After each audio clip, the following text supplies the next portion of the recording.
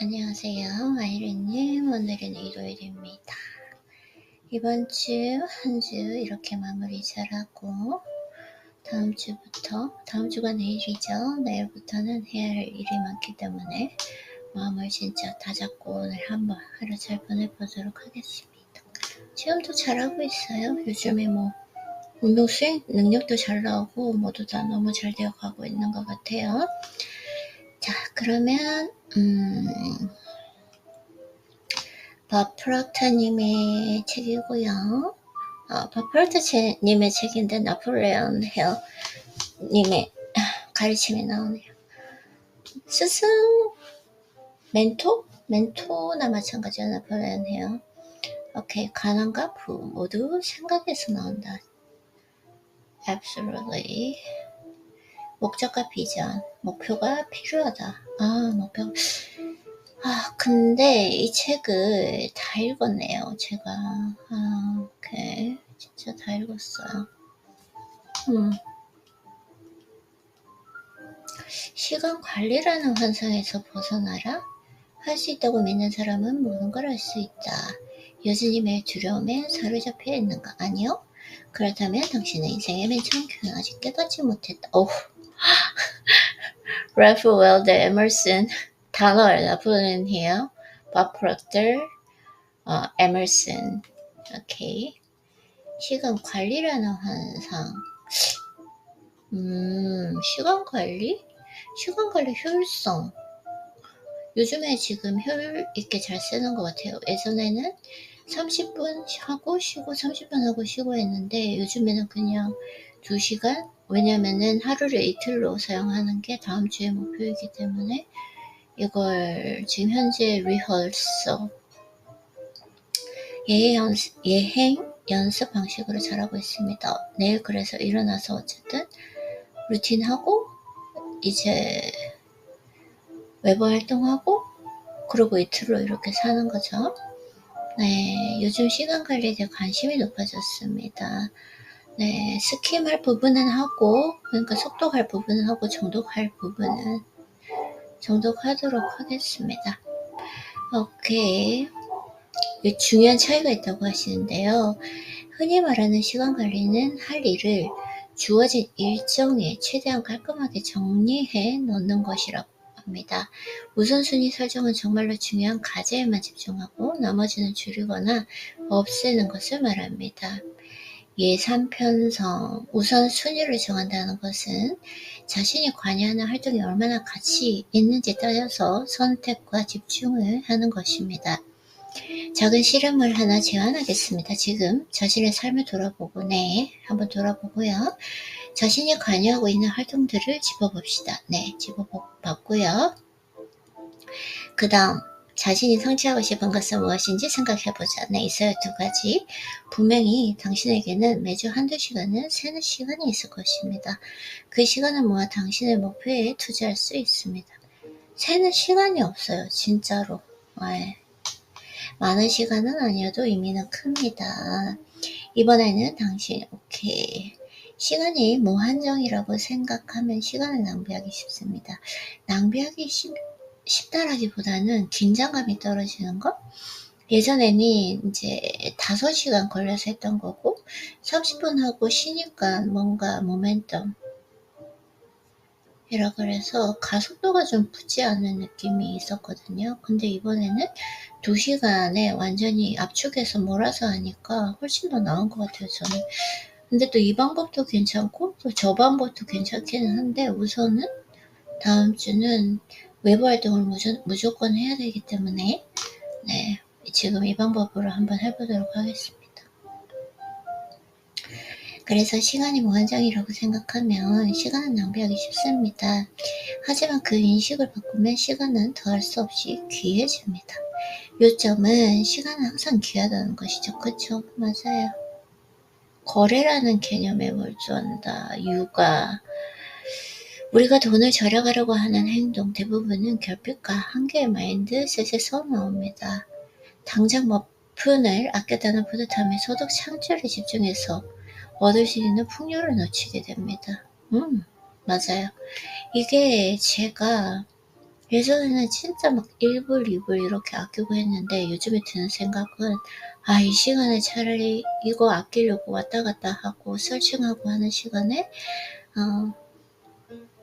소득 창출에 더 집중해야겠다라는 걸 많이 느끼게 된 것 같아요. 많이 바뀌었어요. 그 집중하는 것이. 기억하기 바랍니다. 돈은 흐르는 물건 같습니다. 강 한가운데로 뛰어들어 고작 한 컵만큼의 물만 떠올 이유가 있을까요?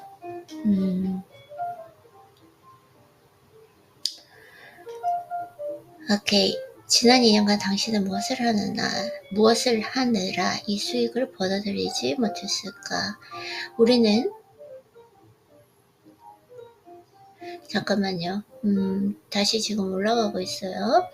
기회비용까지 지불하고 있습니다. 같은 시간을 더 유용한 데 쓰지 못해 발생하는 손해도 감수하고 있다는 말입니다. 시간이 없어서 수동 소득을 창출 아이디어를 시행하지 못했거나 시행을 미루었을 때 생기는 손해를 생각해보면 육아에 관한 뉴스레터 정보를 구독자에게 시적절하게 제공하는 웹사이트를 만들어서 수입을 창출했어요. 당신은 이 아이디어를 실행에 옮기고 싶지만 너무 바빠 시간을 내지 못합니다.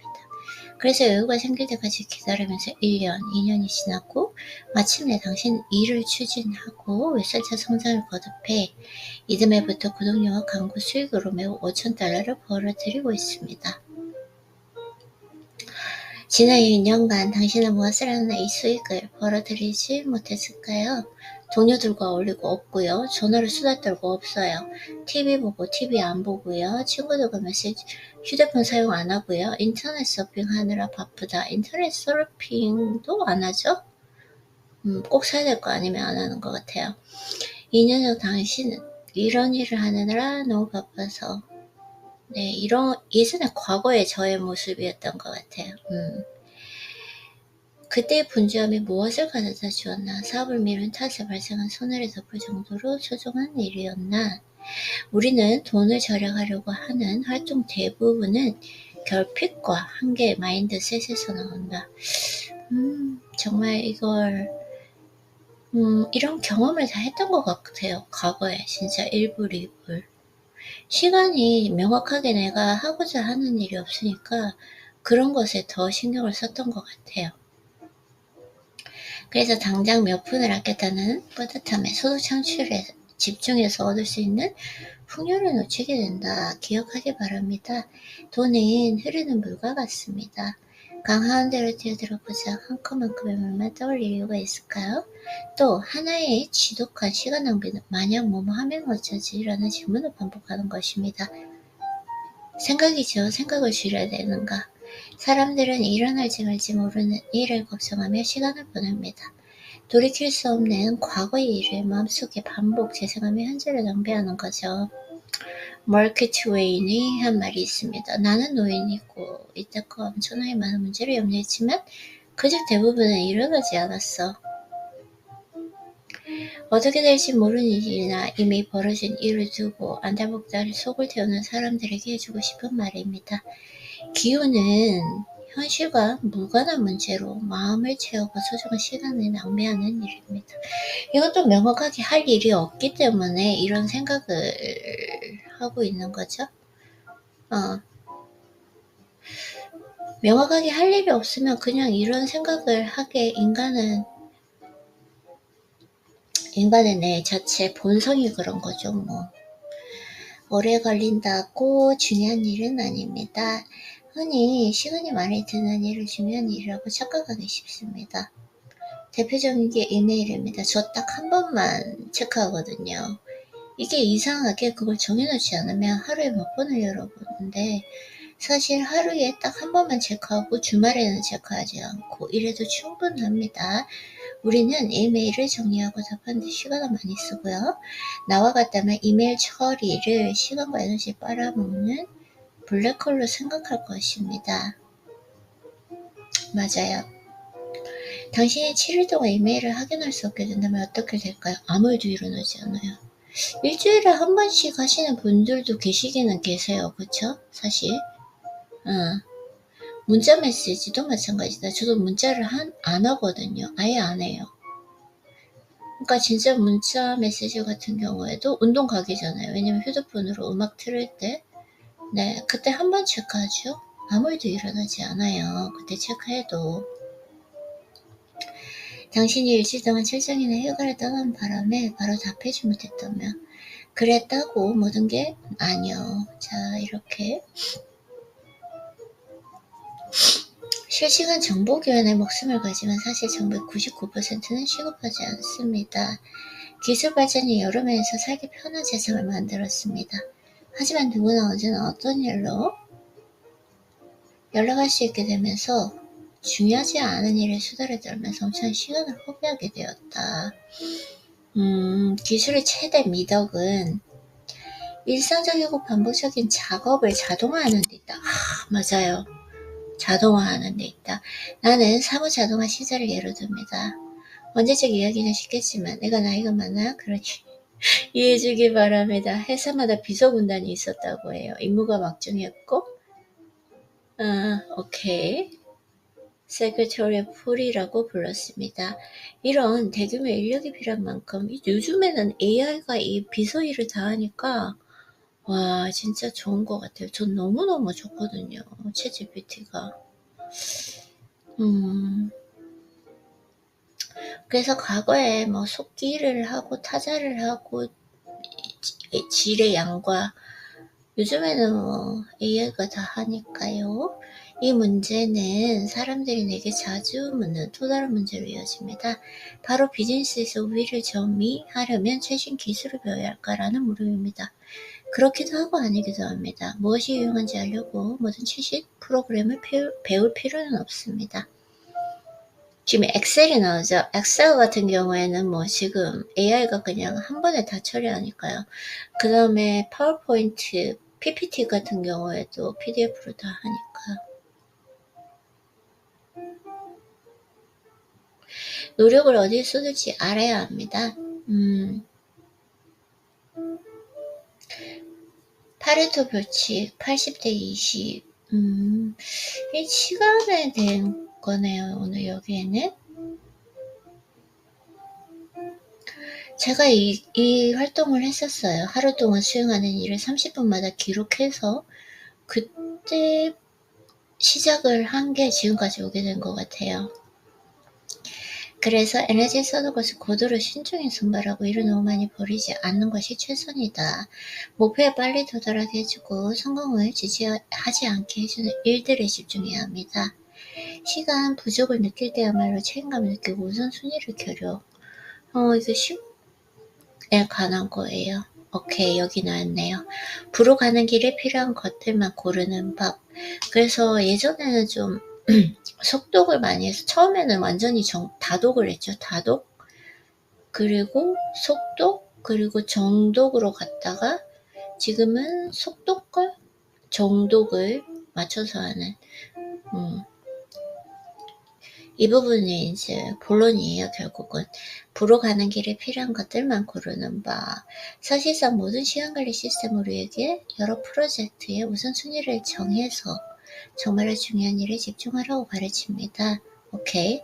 요점은 최선의 노력으로 목표에 최대한 접근하는 방식. 첫째, 방법은 명확한 목적을 세운다. 효과적인 우선순위 설정을 위해서는 반드시 인생 목적을 먼저 알아야 합니다. 오케이.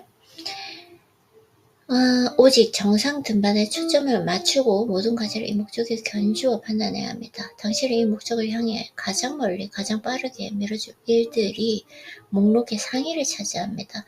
그래서 제가 이제 루틴을 하는 것이 일어나자마자 그냥 황금 시간이죠. 골든타임. 내가 가장 효율화되었을 때 먼저 끝내려고 하는 거예요. 이게 나중에 하려고 하면 절대로 할 수가 없더라고요. 자, 두 번째는 시간을 기준으로 계획을 세웁니다. 시간이 가장 부족한 자원이고 더 만들어낼 수가 없기 때문에 최단 시간에 최고의 보상을 안길 과제에 더 높은 순위를 매기고요. 시간 사용의 융통성도 중요한 고려 요인. 시간은 적게 되고 시간 배정도 자유로운 과제. 자, 기타 자원을 따져봅니다.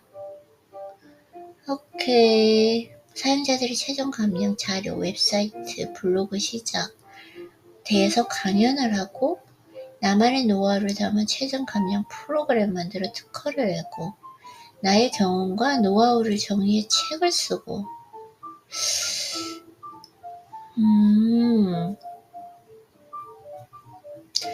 사용자들이 최종 감량에 대한 자료와 기사를 공유하고 의견을 나누고 서로 격려할 수 있는 웹사이트 개발, 나의 최종 감량 경험과 분투를 담은 블로그, 최종 감량 방법에 대해 강연, 나만의 노하우를 담은 최종 감량 프로그램 만들어 특허. 이런 방식으로 하시는구나. 나의 경험과 노하우를 정리해서 책을 쓰고. 오케이.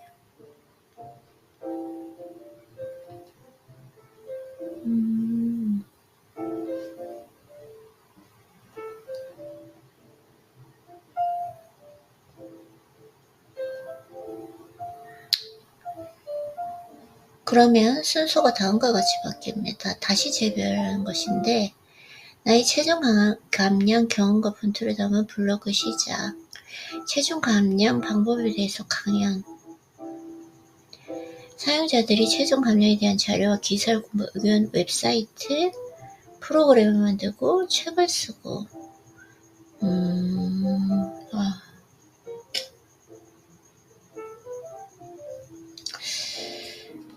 오케이. 제대로 결정해야 제대로 갈 수 있다. 처음에 블로그를 시작하셨네요. 그리고 최종 감량에 대해서 강연을 한다. 웹사이트, 프로그램 특허를 내고.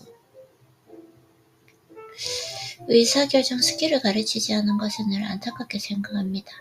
자신의 직관을 믿고 신속하고 정확하게 결정을 내리는 능력은 배움을 통해 키워나갈 수 있습니다. 나 조금 전에 가슴이 쿵 내려앉았어요. 자신의 직관을 믿고 하는 게 어리석다라고 말할 줄 알았거든요. 근데 이 직관이라는 거, 사람을 만날 때는 선구안, 이게 엄청난 능력인데 그냥 얻어지는 능력이 아니고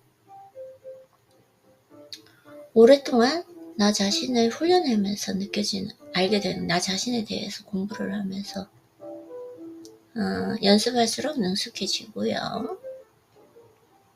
맞아요. 배움을 통해서 키워나갈 수 있습니다. 나와 대화하면서 키워나갈 수 있는 것 같아요. 그리고 연습할수록 능숙해지고, 결정이란 결국 내가 무엇을 결정한다 하는 것은 결국 선택과 평가입니다. 인생을 매 순간 맞이하는 과제를 완수하는 방법은 여러 가지입니다. 우리는 선택해야 합니다. 복잡하게 생각할 필요가 없이 방금 설명한 우선순위 설정 전략을 이용해서 평가하면 됩니다. 평가가 수월하지 않은 결정도 있습니다. 어려운 선택에 직면한다고 해요.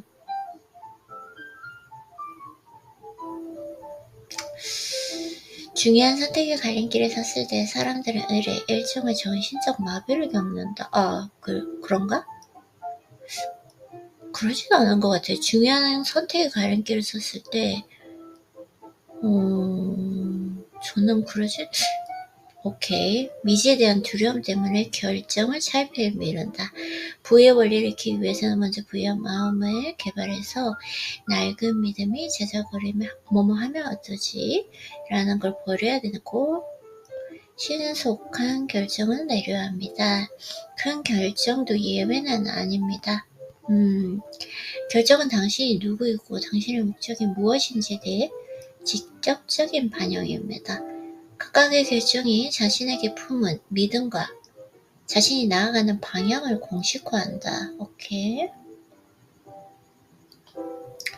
자, 어디서부터 시작해야 할지 몰라서 프로젝트 시작을 미루게 되는데, 책 쓰기 같은 목표는 처음 세울 때는 간단해 보일지 몰라도 막상 실행하려 하면 거대한 미지의 구덩이처럼 보이지. 맞아요. 그래서 어쩌면 블로그를 먼저 시작하라는 식으로 하셨구나. 블로그에 그 내용이 전부 다 모이게 되면 책이 되거든요. 이 사태를 해결할 한 가지 방법은 바로 눈앞의 한 단계에 집중하는가? 그 단계가 완료되면 다음 단계로 이동하는가? 다이어트에 대한 책을 쓴다면 첫 번째 단계는 각장의 요점을 나열한 아주 간단한 계율을 작성. 이것을 끝냈다면 다음 단계 제목을 정하고 15가지 아이디어를 나열하고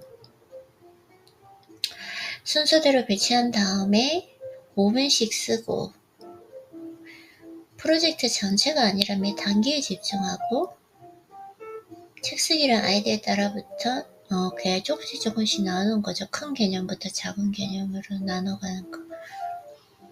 오케이. 부담스러워서 질질 끌던 일에 비로소 집중하고 착수하고 매진할 수 있게 됩니다. 따라서 효과적인 한 가지 해법은 큰 프로젝트를 작은 단계로 분해해서 목록을 만드는가, 즉 시작부터 완료까지 이어지는 상세 계획을 짭니다. 여기서 작은 단계들이란 아주 기본적인 활동을, 즉 너무 작아서는 더는 의미있게 쪼개기 어려운 세부사항. 오케이.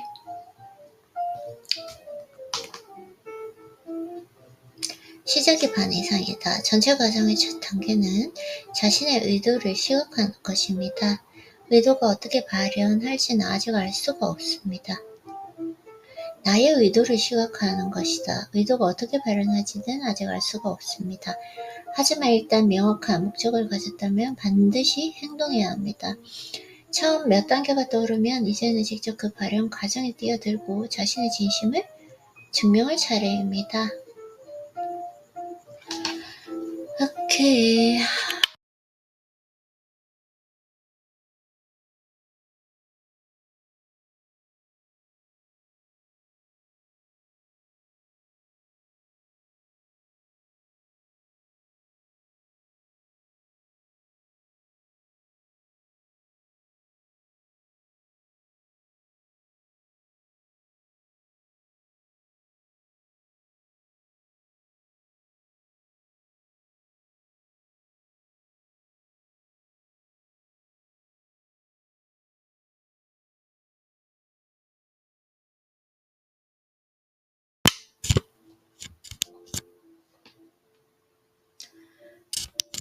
시간은 재생 불가의 자원임 인식하고 중요한 과제에 집중하고 나머지는 줄이거나 제거하고 우선순위를 정하고 분주함을 줄이고 실효성을 높이고 첨단 장비를 써서 시간을 아끼고 생산성을 향상하고 그쵸? 시간 부족은 사실 우선순위의 부재이고 시간이 부족하진 않고 잘 쓰는 것 같아요. 과제 우선순위를 보아 선택을 평가하는 체계적인 방법 구축. 주변을 부의 그릇이 비슷한 사람으로 채워라. 오케이. 원하는 삶을 실현하고 싶다면 이런 압력에 저항할 수 있어야 합니다.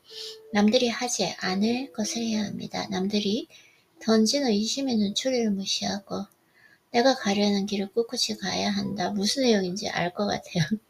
이게 지금 그러니까 2 pages 2페이지거든요. 자, 여기는 이제 속독으로 넘어갔고요. 주변의 부의 그릇이 비슷한 사람으로 채워라. 오케이. 기성 경로에서 벗어나는 사람, 남들이 기대하는 길을 거스르는 사람은 소외감을 느끼기 쉽습니다. 여기에는 직장 환경에서 널리 신봉되는 또 하나의 패러다임. 어릴 때부터 팀으로 일하는 것이 최고의 결과를 낸다는 믿음을 주입받았습니다. 저는 팀으로 못해요. 그건 확실한 것 같아요. 결과적으로 집단의 위험을 최소화하면서 진전할 방법으로 합의를 봅니다. 오케이. 어떤 방향이 나을지 확신하지만 그런데 이제 이 팀으로 일하는 거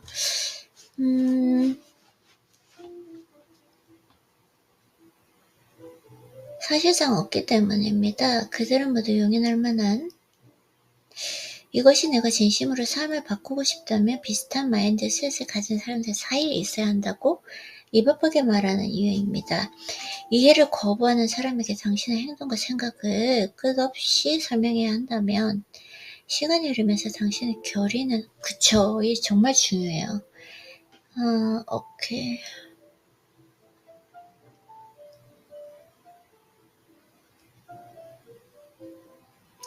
나쁜 결정을 통해 학습하라. 자, 여기 이제 또 본론이 나옵니다. 성공으로 가는 8가지 해봐. 부유한 사람들은 결국 자기 사업을 하는 사람들입니다. 맞아요. 그들이 어떻게 성공했는지 이해하기 위해서는 그들이 겪은 최대 실수에 대해서도 알 필요가 있습니다. 나는 여러 부유한 사람들의 경험을 바탕으로 아래와 같이 사업하는데 특히 주의해야 할 것들의 목록을 만들었습니다. 여기에는 내 경험도 포함되어 있습니다. 나는 사람들의 창업을 지원하면서 많은 사람이 같은 실수를 하는 것을 봅니다. 모두에게 팔겠다는 생각을 버린다. 나 이거 버렸는데 완전히 내가 원하는 목표 타깃층을 만들었잖아요. 이거 나 지금 너무 확증 편향인가? 오케이, 볼게요. 모두에게 팔겠다는 생각을 버린다. 모든 사람이 무언가를 판다. 제품을 파는 것만 판매는 아닙니다.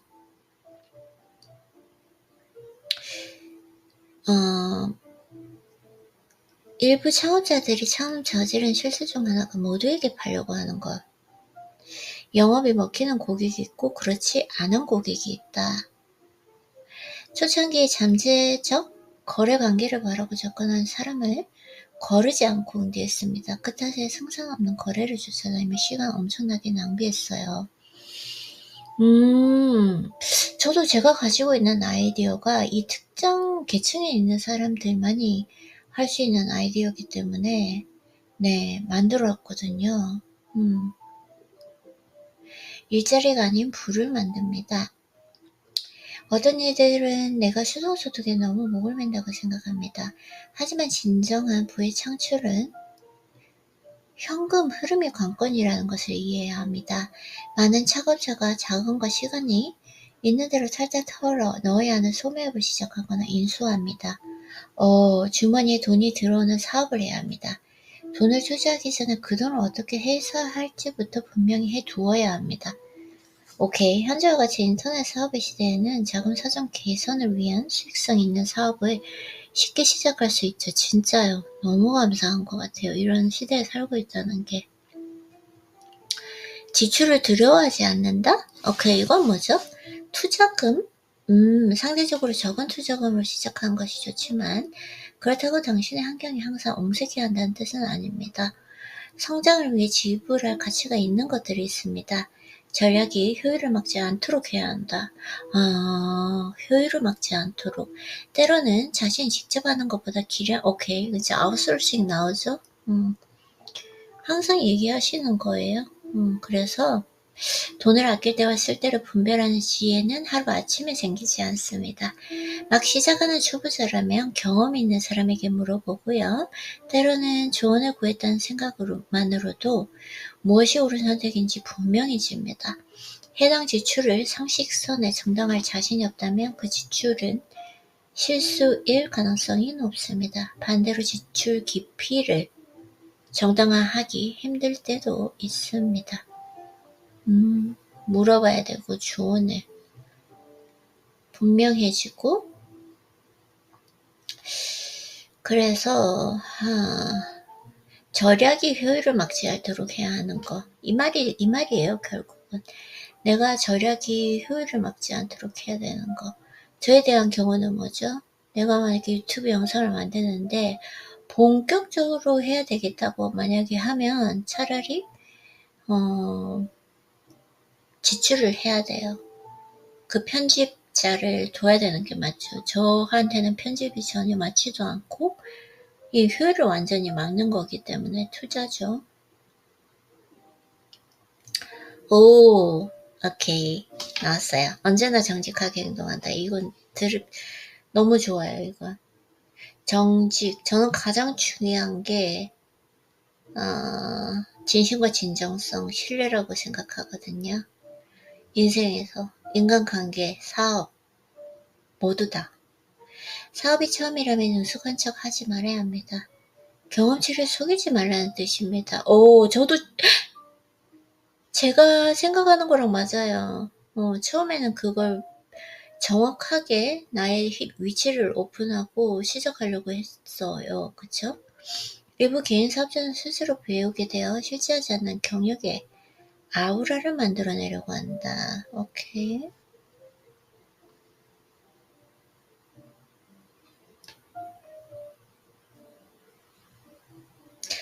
하지만 이런 식으로 고객을 속이면 그것이 부메랑이 되어 돌아와 당신의 발목을 잡게 됩니다.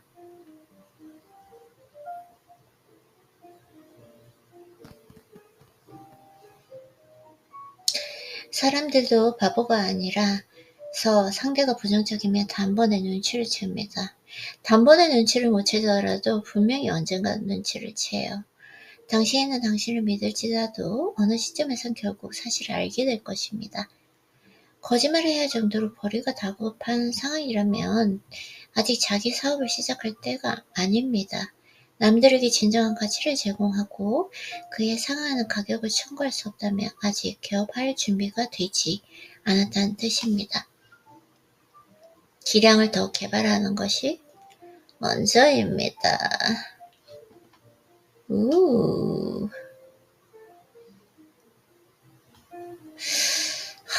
참 좋은 것 같아요. 사업이 아니라 여러 가지 책을 읽으면서 내가 알게 된 거? 어떤 순간에도 솔직해야 되고, 그리고 어떤 순간에도 오해가 생기지 않도록 성실하게 설명해야 된다라는 거? 정직, 진심과 진정성, 신뢰. 관계를 소중히 여깁니다. 맞아요. 자, 계약서 자체가 거래가 될 수는 없다는 걸 명심해야 합니다. 아무리 정교한 법률 문서가 있어도 결국 중요한 것은 인간관계입니다. 계약서 자체가 거래가 될 수 없다. 이게 무슨 뜻이죠? 계약서라는 그 자체가 거래가 될 수 없다. 아무리 정교한 법률 문서가 있어도 결국 중요한 것은 인간관계입니다. 되게 예전에는 계약서 명확하게 믿지 말고 이렇게 생각했던 것들이 지금은 좀 바뀌어가는 것 같은 느낌이 있어요. 그쵸, 아이리님? 그래서 계약서는 결국 정의와 인켈부입니다. 비즈니스를 하다 보면 계약이 지켜지지 않는 경우가 허다합니다. 막상 계약 파기는 대개 관계의 결렬 때문에 일어납니다. 나는 고객에게 계약 이행을 강요하는데 너무 집착한 나머지 관계를 완전히 망치는 사업자를 많이 접합니다. 어떤 경우에도 이 계약은 파기될 수 있다라는 걸 저는 듣거든요. 사실 이것도 제가 가지고 있는 이 사업의 방향과도 같은 것 같아요. 너무 좋은데요? 이 부분 잘하고 있다고 말씀해 주시는 것 같아요. 왜냐면 제가 지금 사업을 하려고 할 때 언제든지 쌍방에서 한 사람이 원하지 않으면 이 계약은 파기가 가능하다라는 거. 분쟁이 발생해도 되면 소통으로 해결할 수 있을 때가 많습니다. 고객이 약속대로 하고 있지 않다는 소식과 관계에 말썽이 났다는 첫 번째 신호입니다. 그 경우 따로 시간을 내서 문제 해결에 나서야 합니다. 또한 이미 망가진 관계를 계약서가 구하지는 못합니다. 계약의 목적은 모두의 역할과 의무를 명백하게 규정짓는 것입니다. 하지만 궁극적으로 헌신을 이끌어내는 것은 법적 조치의 위협이 아니라 인간관계입니다. 너무 좋아요. 너무 아름다워. 어떻게 이런 글을 쓸 수 있지? 지금 제가 가지고 있는 이 사업의 방향이 방향타를 잘 잡았다고 말씀을 해주시는 것 같아요. 와우. 이거는 사랑에서도 마찬가지인 것 같아요. 진짜 다 사업뿐만 아니라 사랑에서도 궁극적으로 헌신을 이끌어내는 것은 법적 조치의 위험이 아니라 인간관계의 힘이다. 그러니까 연인 관계에서도 결혼을 했다고 해서 이 법적 조치가 모든 것을 궁극적인 헌신을 이끌어내지 못한다는 거. 이 모든 진리는 다 통하게 되어 있다는 거. 진짜 너무 좋은 것 같아요. 나 오늘 지금 약간 흥분했나 또? 자, 그래서 가장 창의적이고 수익성 있는 비즈니스 거래는 되게 계약서에서 벗어나 있다. 아, 그런가요? 아, 내가 지금 사업을 안 해봐가지고 계약서에서 벗어나 있나요? 오, 비즈니스 관계도 여타 대인 관계와 비슷합니다. 아, 늘 역동적으로 변화합니다. 아, 이 비즈니스 관계가 인간관계처럼. 그렇다고 서면 계약이 불필요하다는 말은 아니고요. 다만 관계에 있어서 계약서는 부차적이라는 것입니다. 부디 계약이 꼭 거래라고 가정하는 실수를 범하지 말아야 합니다. 너무 좋아요. 진짜 관계는 관계입니다. 진짜 거래는 관계다. 그렇잖아요. 솔직히 연인이라는 것도 사실 뭐 우리가 사랑을 하려고 하는 거지 연애를 하려고 하는 건 아니잖아요. 우리가 사랑을 하려고 하는 거지 결혼하려고 하는 건 아니잖아요. 근데 요즘에 이렇게 보이는 걸 보면은 나는 진짜 진심으로 이 사람을 사랑하고 있나? 행복하게 해주고 있나? 이런 부분보다는 연애를 한다면 몇 번은 연락을 해야 되고 몇 번은 만나야 되고 결혼도 해야 되고 이런 거래에 너무 집착하는 것 같아요. 그래서 비즈니스 관계를 잘 유지하면 서류상의 내용에 대해서 그렇게까지 전전긍긍하지 않아도 됩니다. 제가 진짜 느끼는 게 뭐냐면 유튜브나 이런 사연 내용을 봤을 때 연락을 하지 않는데 이 사람이 정말 나를 사랑하는 것일까요? 답변을 했는데 되게 짧게 답변을 했어요. 이 사람이 나를 사랑하는 것일까요? 남자가 진짜로 사랑하면 이렇게 성의 없이 짧게 답변하지 않는다. 라는 거 봤을 때 제가 느낀 건 뭐였냐면 이 사람에 대한 얼마나 확신이 없었으면 이 답장 하나로 그 사람의 사랑의 크기를 판단하려고 하는 걸까? 그 확신이 없다는 그것이 문제이지 않을까라는 생각을 많이 했거든요. 근데 지금 갑자기 또 이렇게 내가 다이돌핀이 분비가 되면 엄청난 에너지가 쓰이나 봐요. 갑자기 또 배가 고파지네요. 그래서 가장 창의적이고 수익성 있는 비즈니스 거래는 대개 계약서에서 벗어나 있습니다. 비즈니스 관계도 여타 대인 관계와 비슷합니다. 늘 역동적으로 변화합니다. 그렇다고 해서 서면 계약이 불필요하다는 말은 아닙니다.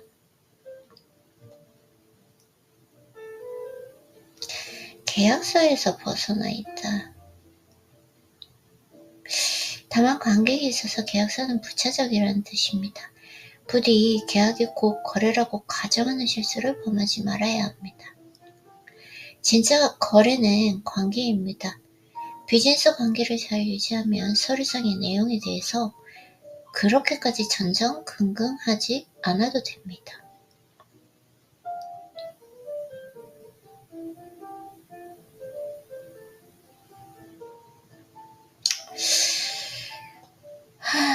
많은 생각을 하게 하는, 진짜 좀 더 깊이 생각을 하게 하는, 나를 머무르게 하는 이 글에 그런 글인 것 같아요. 궁극적으로 헌신을 이끌어내는 것은 법적 조치의 위협이 아니라 인간관계의 힘입니다. 직감을 따릅니다. 혹시 사업의 근본적인 추진 요인이 논리라고 생각하나요? 이는 잘못된 생각입니다. 오히려 모든 비즈니스 거래의 냉철한 논리를 앞세우고 직감을 무시한다면 결코 부유해질 수 없습니다. 그냥 전향은 하겠지만 큰일을 이루지는 못한다. 논리. 나 더 읽고 싶은데 지금 에너지가 다운이 돼가지고 지금 집중도가 완전히 떨어졌거든요. 내가 이걸 읽어내지를 못하겠네. 힘이 들어가지고.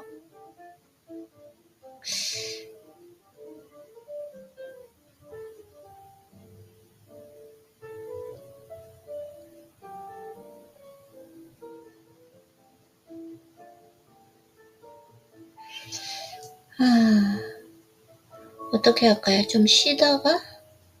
It's 40 minutes. That's why. 오케이. 일단은 여기서 좀 한번 멈추고 나머지 부분 너무 읽고 싶은데 어떻게 해야 될지 모르겠네요. 일단 여기서 중지하고요. 아이린님. 최대한 나온 부분 지금 한 페이지밖에 안 되니까 쉬고 한번 읽어보도록 할게요.